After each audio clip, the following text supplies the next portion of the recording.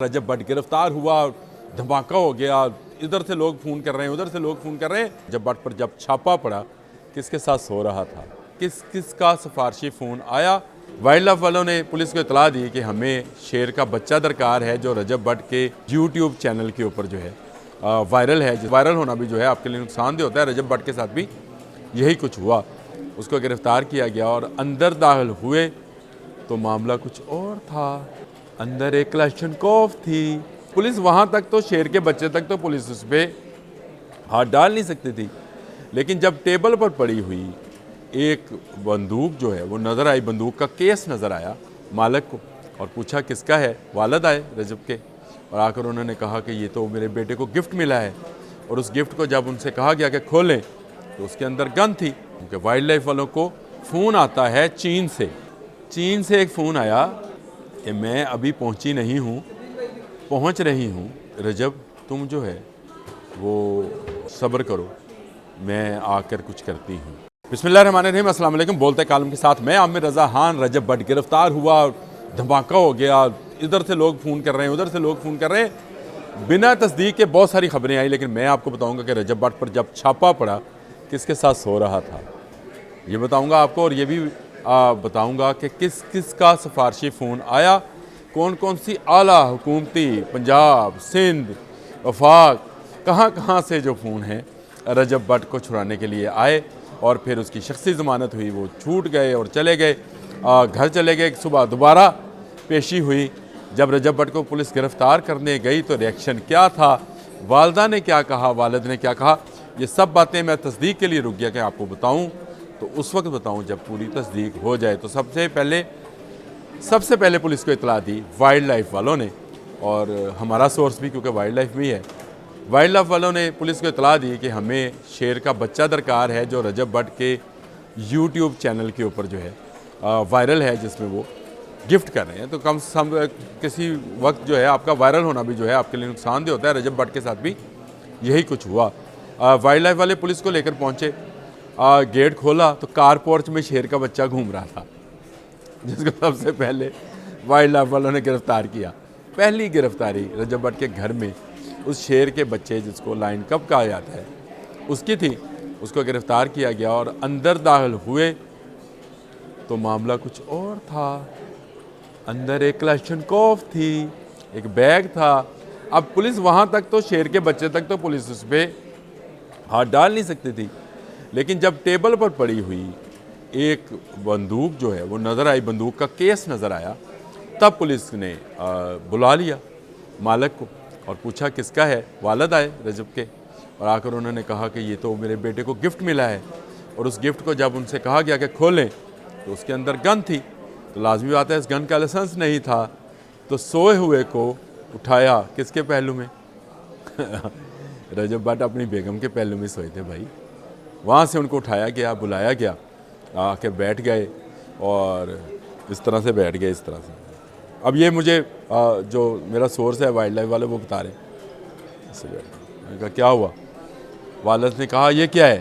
उन्होंने कहा जी ये गिफ्ट मिला था, तो मैंने तो गिफ्ट के तौर पे रखा था, अब ये है। और वालदा ने उसके बाद पुलिस की मिन्नत समाजी शुरू कर दी कि खुदा का वास्ता है मेरे बेटे को मत लेकर जाएं। और लेकिन पुलिस तो पुलिस है, गन भी ले गई, वो भी ले गई। लेकिन एक वाक़या जो मैं आपको बयान करना चाहता हूँ कि वाइल्ड लाइफ वालों को फ़ोन आता है चीन से हैरानगी हुई आपको। चीन से एक फ़ोन आया कि मैं अभी पहुँची नहीं हूँ, पहुँच रही हूँ।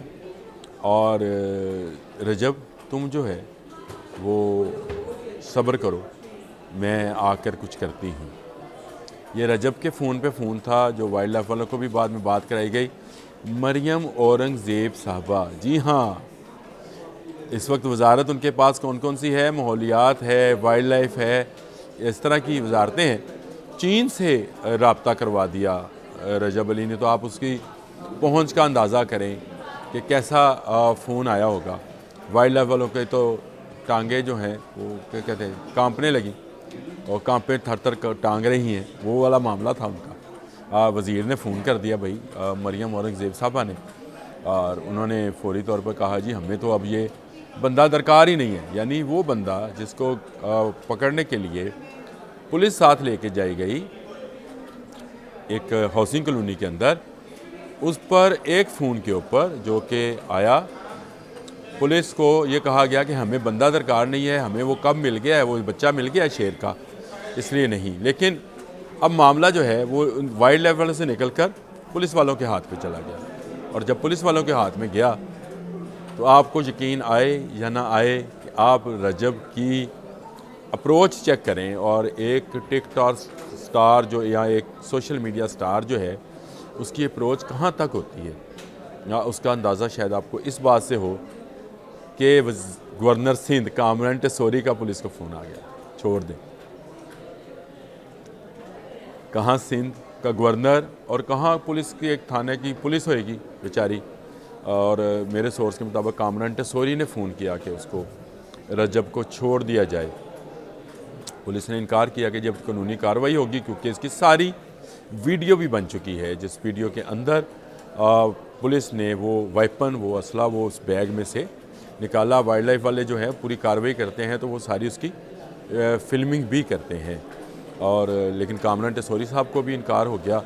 और उसके बाद एक और फ़ोन आता है, एक और वज़ीर का। अब आपको उस वज़ीर का नाम बताता हूँ। उस खेलों के वज़ीर हैं पंजाब के, जी बिल्कुल पंजाब के, फैसल खोखर, ये सैफ खोखर के बेटे हैं। इनका भी फ़ोन आया कि रजब को छोड़ दिया जाए। और इसके बाद भी पुलिस ने जब इनकार किया तो रात गए एक शख्सी ज़मानत पर SHO ने उनको घर जाने पे और दोबारा उसी पहलू में सोने का जो है जहाँ से उठाया गया था इजाज़त दे दी। और सुबह रजब को दोबारा पेश करने के लिए, कोर्ट में पेश करने के लिए जो है बुला लिया गया है। केस गो बहुत बड़ा नहीं है, एक शादी है, शादी में गिफ्ट दिया गया है और रजब शायद इस कानून से भी वाकिफ़ ना हो कि ये जो गिफ्ट है उनको रजिस्टर कराना था या उनको बताना था कि मेरे घर में इस वक्त एक गैर कानूनी या कानूनी तो नहीं होगा, गैर कानूनी अगर उनके घर में, तो उनके पास उसका परमिट या लाइसेंस नहीं था। और रजब के मामले को लेकर कल सोशल मीडिया पर बो कोई असल बात नहीं बता रहा था कि पूरा वाक़या हुआ क्या है। सब इधर से उधर से चीज़ें इकट्ठी कर रहे थे। लेकिन मैं इस खोज में था कि देखते हैं कि रजब की जो शादी है इस वक्त बहुत ज़्यादा डिस्कस हो रही है, इसकी गिरफ़्तारी भी डिस्कस हो रही है, लेकिन इसके पीछे दर पर्दा असल हक़ाइक़ क्या हैं, वो कौन लोग हैं जो ऐसे अफराद की फौरी सरपरस्ती के लिए पहुंच जाते हैं। तो अब मैंने आपको बताया कि ये कहा गया कि मैं चीन से आ रही हूँ, आते ही आपको रात ही पहुँची जी। मरीम औरंगज़ेब साहबा, मरीम नवाज शरीफ साहबा के साथ गई थी वज़ीर आला पंजाब के साथ चीन के दौरे पर 8 रोज़ा। रात को पहुँची, रात को ही शख्सी ज़मानत हुई, रात को ही रजब अली अपने घर जाकर सोया। जो बासर लोग हैं उनके साथ क्या सलूक किया जाता है और क्यों इस तरह का VIP सलूक होता है, और जो गरीब मेरे जैसे लोग हैं उनके साथ पुलिस 3rd डिग्री क्यों इस्तेमाल करती है और वाइल्ड लाइफ वाले क्यों उन पर पर्चे काट रहे होते हैं, इसका अंदाज़ा आपको अब होगा।